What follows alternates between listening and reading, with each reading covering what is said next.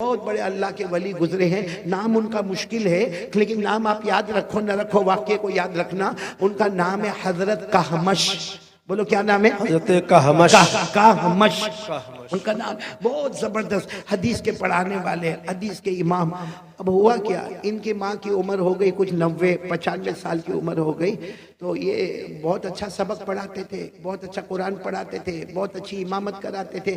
ایک دن یہ گھر میں گئے تو دیکھا کہ ماں کی عمر زیادہ ہو گئی، اور زیادہ عمر میں ایسا ہوتا ہے ماں کو پیشاب بھی ہو گیا ہے، ماں کو پاخانہ بھی ہو گیا ہے، پورا بستر خراب ہو گیا ہے.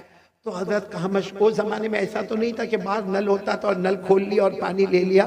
تو حضرت کہمش گئے، نہر پہ گئے، قریب میں نہر تھی، وہاں سے پانی لا رہے، مشکیزہ اٹھا رہے. اپنی ماں کو پہلے الگ کیا اور اس کے بعد میں سارا پاخانہ دھونا شروع کیا، پیشاب دھونا شروع کیا، چادر کو بدلنا شروع کیا، پھر ماں کو نہلانا شروع کیا.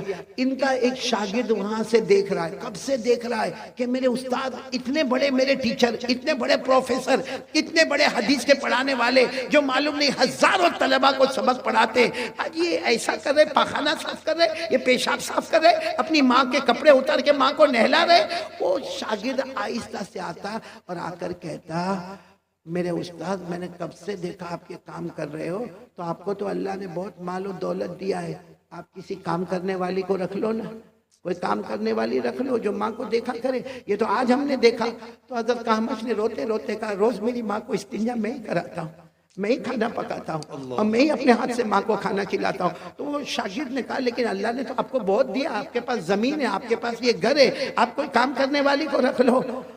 تو حضرت کہمش روئے، روتے روتے کہا، جب یہ کام میں کرتا تھا تو میری ماں نے کوئی کام والی کو نہیں رکھا تھا. یہی کام میں بھی کرتا تھا، میں بھی پاخانہ کرتا تھا، میں بھی پیشاب کرتا تھا، میں بھی بستر خراب کرتا تھا. میری ماں مجھے نہلاتی تھی، کپڑے دھلاتی تھی.